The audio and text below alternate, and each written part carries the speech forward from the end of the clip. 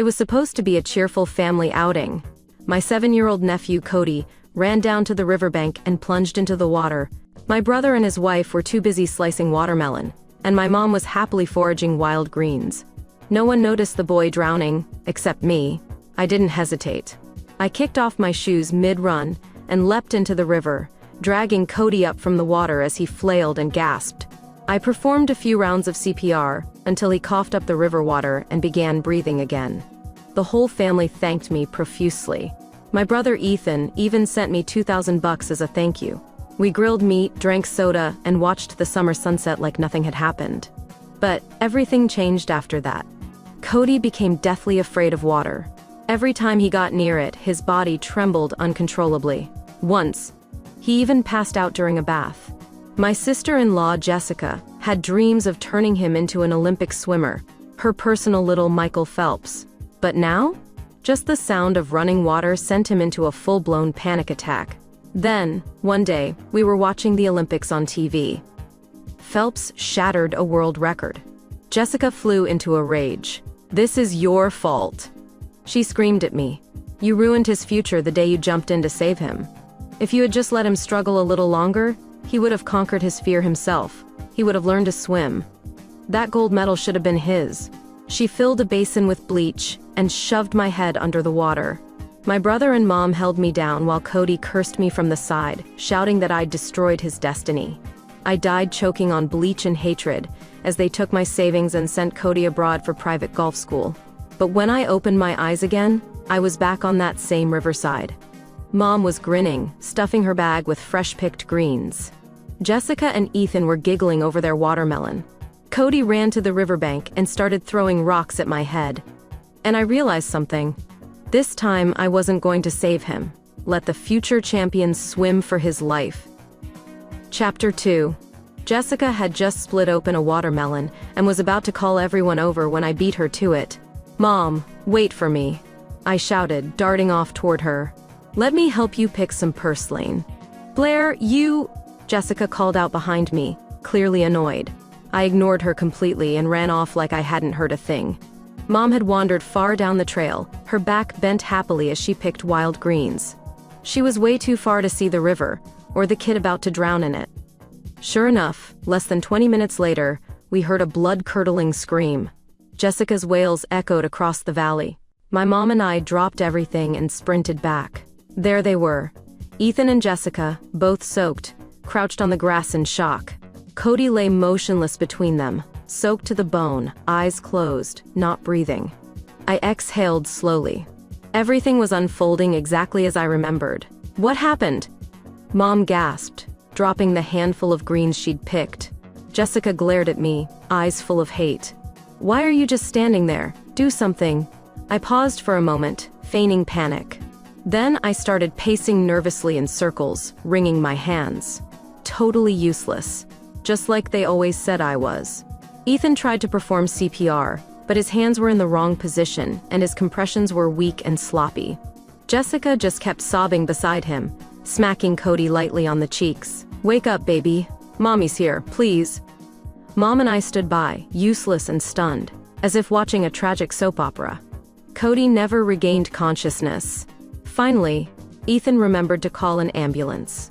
They rushed him to the hospital. The doctors saved his life, barely. But the fever wouldn't go away. He was in a coma and needed to be kept for observation. The diagnosis: severe bacterial pneumonia, with potential damage to his eardrums. Possibly even neurological complications. I almost smiled. So this was what Jessica's Olympic dreams had led to? Oh, but it was just the beginning. Just wait. Chapter 3. Once Cody was out of immediate danger, Jessica and Ethan quickly turned their focus from guilt to blame. Naturally, the target was me. Jessica fixed me with her trademark venomous glare. She was just about to open her mouth when I stepped in first. "Jessica," I said, faking concern, "weren't you and Ethan right there by the river? How did neither of you notice your only son drowning?" She opened her mouth, stunned. She hadn't expected me to flip the script.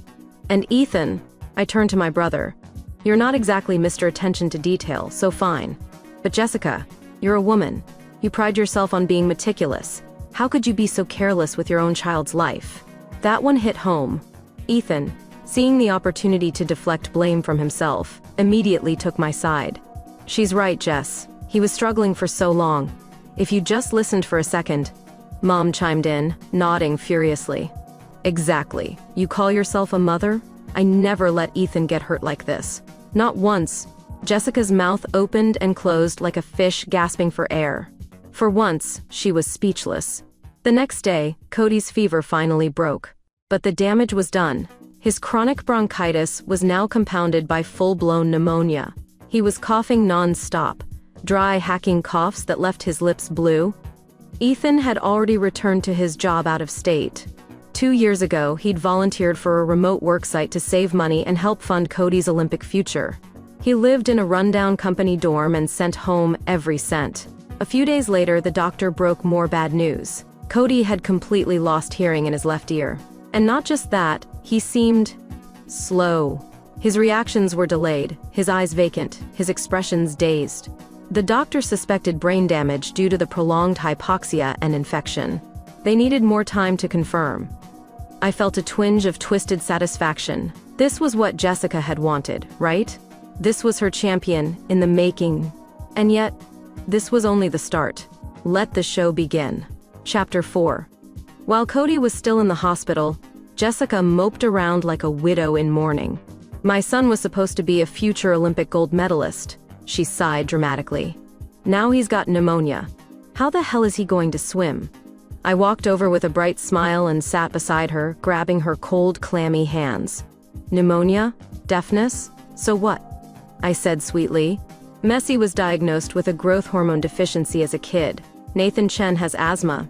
Even Beethoven went deaf, and he still choked fate by the throat and made history. Jessica's eyes sparkled, soaking in my words like sunshine. Exactly, she breathed. Exactly. My Cody is special. I always knew it. I nodded earnestly. Didn't that famous fortune teller say Cody would change your whole family's fate? That he was destined for greatness?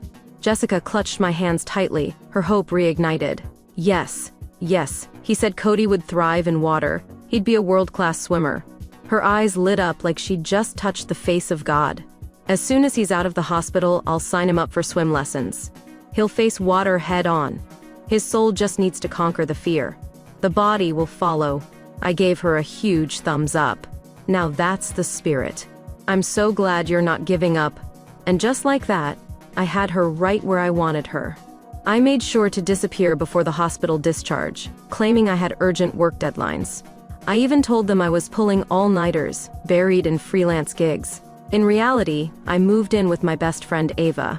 Her husband was a cop and off on a long assignment, which gave me a perfect escape. Later, Mom texted me, Cody was out of the hospital.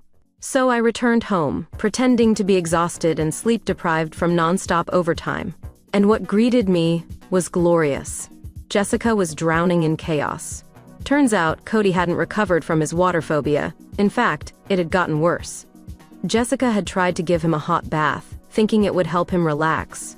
But the moment he heard the sound of running water, he went feral, screaming, clawing, soiling himself, and slamming his head against the wall. There's something in the water. It's coming to get me. Don't let it grab me. He wailed and chanted like a possessed cat. I'd heard people say that drowning survivors sometimes feel like something's pulling their feet underwater. Now was the perfect time to weaponize that fear. One day, I asked Jessica casually, Hey, do you think Cody might be, haunted? Her face turned pale. Haunted? Are you insane? Better safe than sorry, I whispered. You know. Ava's kid went through something like this too. They saw a spiritual healer. I spun a complete tale about Ava's imaginary cursed child and how some mystical master had fixed him. Between my subtle hints and Cody's nightly terrors, Jessica finally caved. She asked me to take her to a spiritual expert. Perfect. I already had someone in mind, a scammer so infamous in local circles he could have starred in a Netflix docuseries. I slipped him a bribe and a script in advance. Let the exorcism begin. Chapter 5. That morning, I escorted Jessica and Cody to the master, a greasy con man I'd prepped the night before. Cody looked half dead. He hadn't bathed in days and reeked like something between mold and spoiled milk. The so-called master stroked his filthy black beard and squinted at Cody with dramatic flair. Then he sat cross-legged and groaned like he was tuning into a divine signal. "This child," he whispered, "he is a chosen one, destined to alter the fate of your bloodline for 3 generations. Incredible." Jessica's eyes lit up like fireworks. Her chest puffed with pride. Yes, I knew it. A monk told me the same thing when he was born. He said Cody would thrive in water and become a swimming champion. She pressed her palms together and bowed deeply. "Please, Master, I'm begging you, save my son. Ever since he drowned in the river, he's been terrified of water. He screams about ghosts, won't even take a bath." The Master furrowed his brows and did a fake calculation with his fingers. "He's been frightened by dark energy," he declared solemnly. "A malevolent water spirit clings to him." Jessica gasped. "But it's curable," the Master said, reaching into a drawer. He pulled out a yellow talisman and placed it reverently on the table. Then, with a flourish, he pricked his finger and began painting on the charm using black dog blood I'd given him in advance. When the drawing was finished, he handed it to Jessica. "Make him drink this, boiled together with a tonic made from the most resilient creatures on Earth. Within 2 weeks his soul will begin to recover." Jessica clutched the talisman like it was a ticket to heaven. "What kind of creatures, Master?" He grinned, revealing teeth so rotted they looked greenish-black. "You know what creature survives decapitation? The cockroach. Even without a head, they live for nearly 20 days. Crush 50 of them into a juice, boil them with this talisman, and have him drink it." Cody's pale face turned ghost white. His eyes bulged with horror. Jessica looked at her son's expression, clearly conflicted. 50 cockroaches? Juiced?" she murmured. "Can't I use herbs instead?" The Master shut his eyes and waved her off, full of divine disdain. Seeing her hesitate, she turned to me. Of course she expected me to foot the bill for this nonsense. But I was ready. I fumbled in my purse and gave a little awkward shrug. "Oh no, I forgot my bank card. I've been so busy working overtime, you know how it is." Then I leaned toward the Master and whispered the prearranged code. He cleared his throat and added dramatically, "The spiritual cleansing must be paid for using the child's direct guardian's energy. That means you, his mother, must pay from your own account, otherwise the ritual will fail." I stepped back, hands up. Jessica gritted her teeth and scanned a QR code, sending him $50,000. Before we left, the Master gently reminded her, "Your son is chosen. From now on, no fruits or vegetables. He must eat meat, especially seafood, to strengthen his bond with water." I nearly burst out laughing. The man had memorized every line of the script I gave him. On the way home, Jessica tried to guilt-trip me into paying Cody's hospital bills too. She sugarcoated it by saying, "When Cody becomes a national champion, you'll benefit from the glory too, you know. As family, you should pitch in now. Ethan's already working himself to the bone," she sighed. "He eats cold takeout every day. Can't you transfer just 20,000? I'd seen it coming from a mile away. I pulled out my phone and showed her some expertly photoshopped screenshots of fake debts and destroyed credit scores. "Sis, I've been paying off loans non-stop, invested with some friends and lost it all. I'm just trying to stay afloat," I said, voice cracking perfectly. Jessica rolled her eyes hard. "No wonder you're still single," she snapped. "All that education and not a man in sight. Useless burden." I bowed my head and played my part. "I know I'm not worth much. But Cody, he's going to be famous one day. If I end up blacklisted financially, it might stain his image. You wouldn't want that, right?" Jessica paused. That did it. She jabbed a finger into my forehead. "You better not ruin my son's future, Blair. Now get back to work and make some damn money." I saluted and walked away grinning. No way I was going home to help juice cockroaches, and certainly not sticking around to watch Cody drink them. Later that night, I checked my bank app. The scammer had wired me back 30 grand already. He even texted, "Pleasure doing business. Let me know when you need another exorcism." Chapter 6.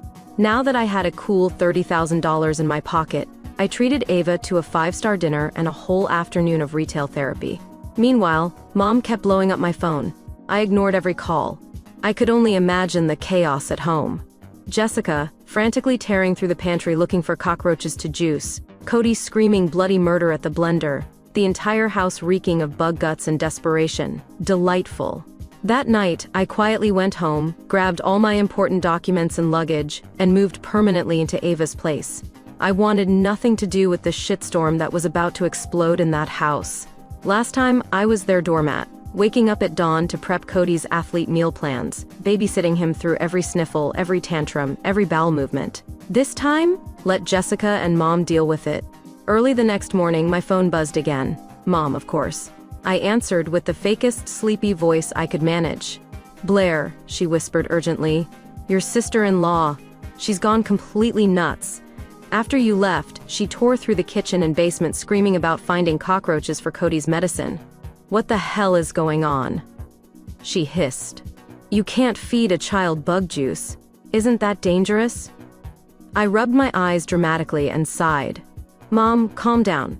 That's her son. You think she'd actually hurt him? But she's never listened to me before.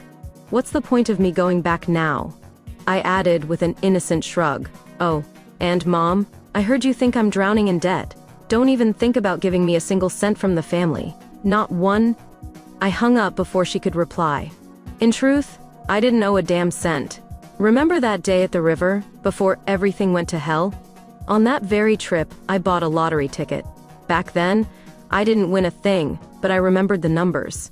And this time, after my rebirth, I bought that same set of numbers, 10 times over. And I won the jackpot. The moment the prize money hit my account, I quit my job and started living like a mini heiress. So now, whenever my family ridiculed me, I just smiled to myself. Let the idiots bark. While Jessica was busy extracting cockroach smoothies and Cody was choking them down, I was living the good life, ordering steak delivery, binging late-night reality shows, and gossiping with Ava until dawn. Every day, Mom would call and complain, her voice a cocktail of exhaustion and disbelief. She'd been officially promoted to family doormat in my absence. Jessica now made her get up at 5 a.m. to go buy fresh fish, because Cody must eat meat 3 times a day, no veggies allowed. "Your brother's paycheck is already stretched," Mom grumbled. Now she's raiding my retirement savings for pork chops, crab legs, and shrimp. And Blair, Cody smells weird now. Real weird. Of course he did. A child allergic to seafood, force-fed bug juice and fish every day? His metabolism was a ticking time bomb. Eventually, Cody developed a full body rash. His face swelled up. His stomach hardened into a distended balloon. But Jessica? She was too blinded by delusion to stop. Summer ended. School started. Jessica emailed the principal, demanding the cafeteria switch to an all-meat menu for her future Olympian. When they didn't comply, she stormed the school like a madwoman. The video of her screaming at the lunch lady went viral. Even I saw it. Poor Cody. Already struggling in class, he couldn't hear well, his brain was foggy, his body gave off a foul stench. And now his mom had made him the school pariah. He was mocked, shunned, and called rotten meat kid. His dream of gold medals? More like a first-class ticket to rock bottom. And this was just the intermission. Chapter 7. While I was living it up with Ava, ordering takeout, sipping wine, binge-watching dramas, Mom kept me updated with daily rants from the front lines of hell. "Cody has to wake up at 4:30 every morning to jog now," she muttered over the phone, exhausted. "Then he has to swim after school, even though he still has bronchitis and can barely breathe." Jessica, of course, didn't see this as a health crisis. In her warped mind, it was just the universe testing his resolve. Once his spirit triumphs, she declared one day, his body will follow. What a joke. Cody was deteriorating fast. His health bar was draining like a dying Sim character, and Jessica just kept pushing him harder, convinced pain was part of the prophecy. By the end of the year, Ava's husband came home for the holidays. Over dinner one night, he casually mentioned a fraud case his department was investigating. "It's a fake Olympic talent scout ring," he explained. "They tell desperate parents their kids got champion potential, then ask for tens of thousands for elite training fees. They've hit every small town in the state. The trail's gone cold though. We think they've resurfaced somewhere nearby." That detail stuck in my head. I didn't connect the dots immediately. Then came our family's New Year's gathering. I reluctantly showed up, and Cody looked like death warmed over. He was pale, weak, covered in rashes, and smelled rancid. Mom looked 10 years older. But Jessica? She still strutted around like a damn peacock. "My Cody's been recruited for the national swim team," she announced proudly. "He's going to change this family's fate. Just you wait." I narrowed my eyes. Recruited? This child? Who panics at bathwater and reeks like expired tuna? Jessica continued. "They said he's got a perfect swimmer's frame. All we had to do was invest $75,000 up front for elite development. He'll be national team ready in no time." One cousin, bless his rational soul, finally spoke up. "Wait, if it's the real national team, why do you have to pay so much? That doesn't sound right." Jessica nearly flipped the dinner table. "What are you implying? That my son doesn't have Olympic potential? That I'm too dumb to tell the difference?" "I didn't say that. What do you know about elite sports?" She snapped. "You think the system just hands out success? This is an investment." The room went awkwardly silent. Nobody dared challenge her again. Someone tried to lighten the mood. Where is Cody anyway?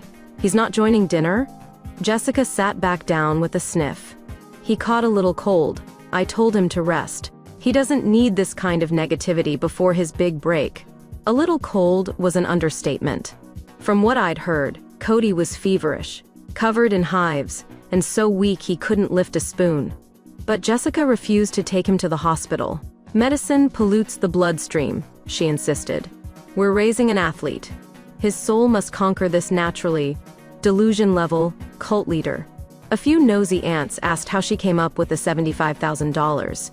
Jessica stammered something about savings and a side account. I knew the truth. There were no savings, no accounts, no trust fund. She sold the house, or worse, took out loans against it, gambling everything on a fake dream. And suddenly, it clicked. That Olympic scout fraud ring Ava's husband mentioned? Jessica had just walked right into it. I didn't say anything. Instead, I chewed on a perfectly marbled ribeye, savoring every bite. Watching Jessica torch her future, dollar by dollar, lie by lie. Let her keep digging. I was just here for the view. Chapter 8. Barely 2 months passed before everything collapsed. It was after midnight when my phone rang. Mom again. Her voice trembled. "Blair? The doctors said Cody's not going to make it.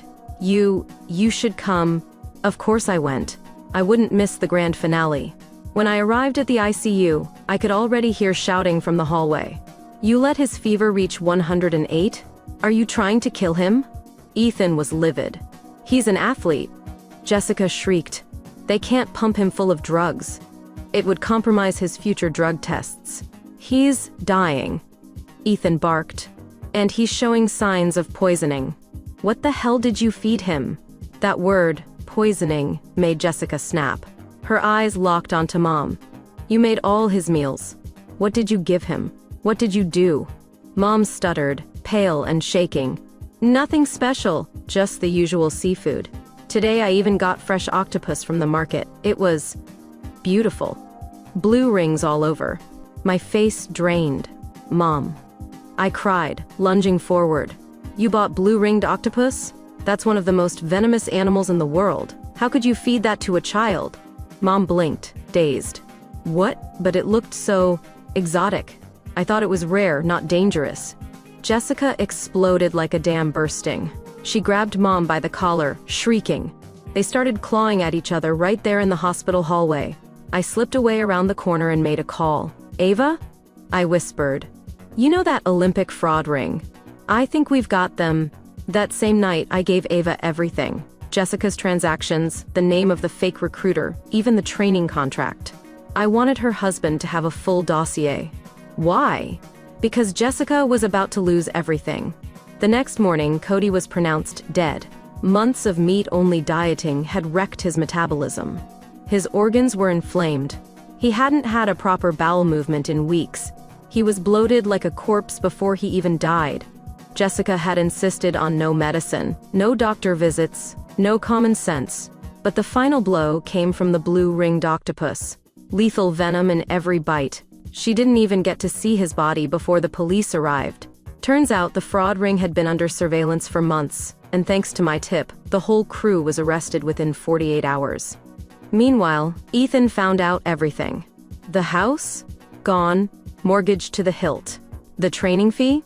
Wiped out in wire transfers to offshore accounts.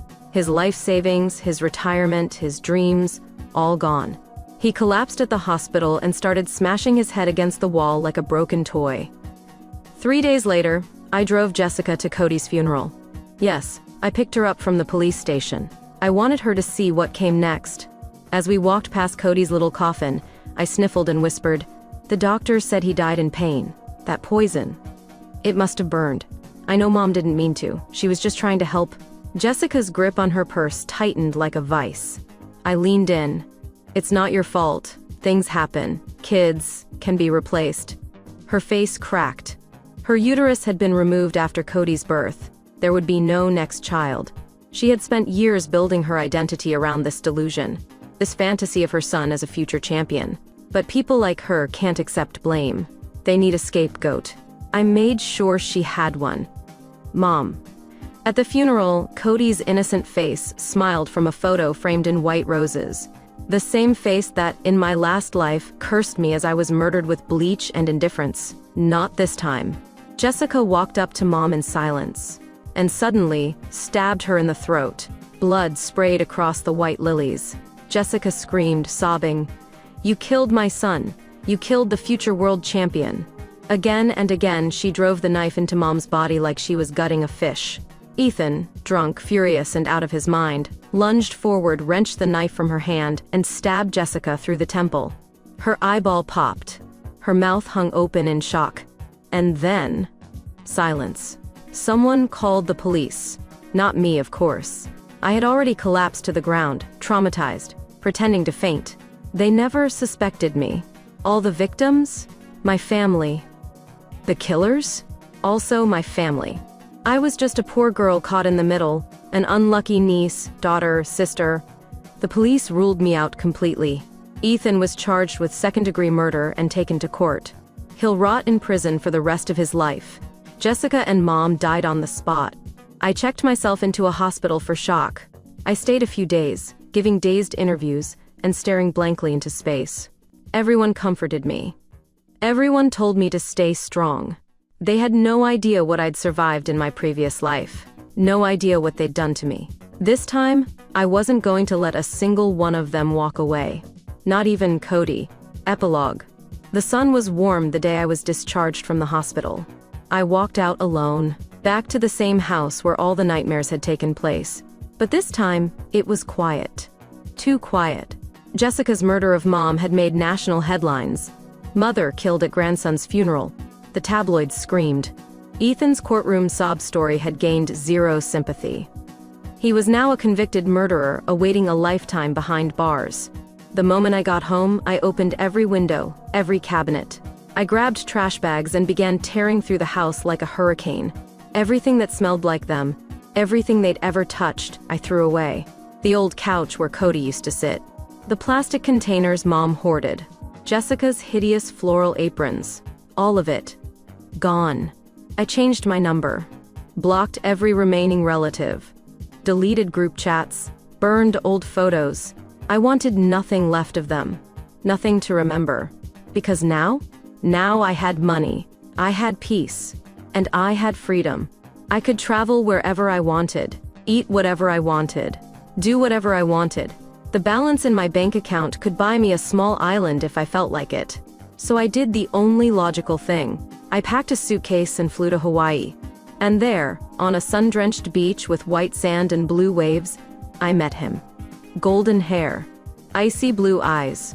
Not a brain cell in sight, but God was he pretty. He was in his early 20s, born after Y2K, and tan like a surfboard. We spent the week drinking, kissing, and pretending like life had always been this sweet. I knew it wouldn't last. Nothing ever does. But who cared? Life was short. I'd already died once. Now, it was time to live. Even if it was just to spite the dead. The end.